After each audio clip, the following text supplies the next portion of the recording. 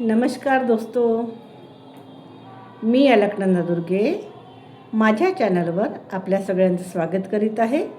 इथे आपण ऐकणार आहोत श्रीमद वाल्मिकी रामायण बालकांड सर्ग 64 विश्वामित्रांचा रंभेला श्राप. इंद्र म्हणाले, रंभे, देवाचे एक फार मोठे कार्य तुला केले पाहिजे.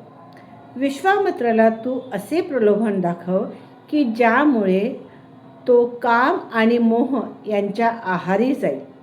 श्रीरामा, बुद्धिमान सहस्राक्ष इंद्राने असे म्हटले तेव्हा अप्सरा लज्जित होऊन हात जोडून इंद्राला म्हणाली, सुरपते, हे विश्वामित्र मुनी फार भयंकर आहेत.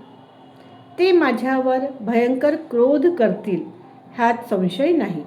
म्हणून देवा, आपण माझ्यावर कृपा करा. त्यांची मला फार भीती वाटते. श्रीरामा, तेव्हा भीतीने घाबरलेल्या, थरथर कापत असलेल्या आणि हात जोडून उभी राहिलेल्या रंभेला सहस्राक्ष इंद्र म्हणाले, रंभे, तू भिवू नकोस. तुझे कल्याण असो. माझ्या आज्ञेचे तू पालन कर. वैशाख महिन्यात जेव्हा नवीन पालवीमुळे झाडे सुंदर दिसतात आणि कोकिळेचा गोड आवाज हृदय आकर्षित करीत असतो, तेव्हा कामदेवासह मी तुझ्याजवळ राहीन. तू अत्यंत सुंदर आणि कांतिमान रूप धारण करून त्या विश्वामित्र ऋषीच्या तपश्चर्येचा भंग कर. इंद्राचे ते म्हणणे ऐकून रंभेने सुंदर रूप धारण केले. चेहऱ्यावर मधुर स्मित आणले आणि हावभावांनी विश्वामित्रांना मोहविनास सुरुवात केली. विश्वामित्रांनी कोकिळेचा मधुर स्वर ऐकून प्रसन्न चित्ताने तिच्याकडे पाहिले तेव्हा त्यांना रंभा दिसली. कोकिळेचे कूजन, रंभेचे अप्रतिम गायन व दर्शन ह्यामुळे विश्वामित्र मुनीच्या मनात संशय उत्पन्न झाला. हे सर्व काम इंद्राचे आहे हे त्यांच्या लक्षात आले आणि मुनीवर विश्वामित्रांनी क्रोधविष्ट होऊन रंभेला श्राप दिला.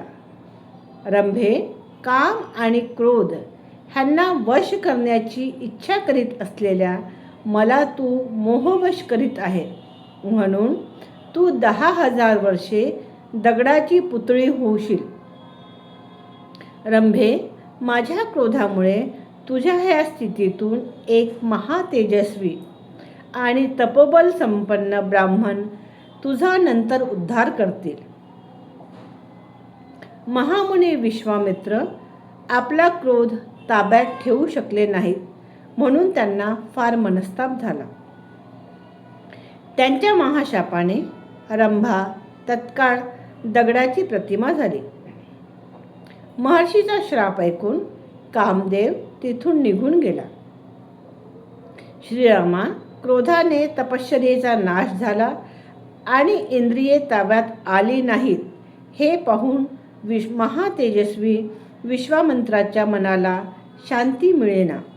तपश्चर्येचा नाश झाल्यावर त्यांनी मनात विचार केला की मी आता राग येऊ देणार नाही आणि काहीच बोलणार नाही किंवा 100 वर्षे मी श्वासही घेणार नाही. इंद्रियांना जिंकून मी शरीराचे शोषण करेल. माझ्या तपश्चर्येने जोपर्यंत मला ब्राह्मण्य प्राप्त होणार नाही तोपर्यंत अनंत काळ लोटला तरी मी खाण्याशिवाय राहील आणि श्वाससुद्धा घेणार नाही. ती तपश्चर्या करीत असताना माझी इंद्रिये नाश पावणार नाही. रघुनंदना, असा निश्चय करून विश्वामित्रांनी पुन्हा 1000 वर्षे तपश्चर्या करण्याची दीक्षा घेतली. त्यांनी केलेल्या ह्या प्रतिज्ञेला ह्या जगात तुलना नाही. सर्ग 64 इथे संपलेला आहे. आपल्या सगळ्यांना हा सर्ग आवडला असेल तर व्हिडिओला लाईक, सबस्क्राईब आणि शेअर करा आणि कमेंटमध्ये लिहा जय श्रीराम. Thank you very much. धन्यवाद.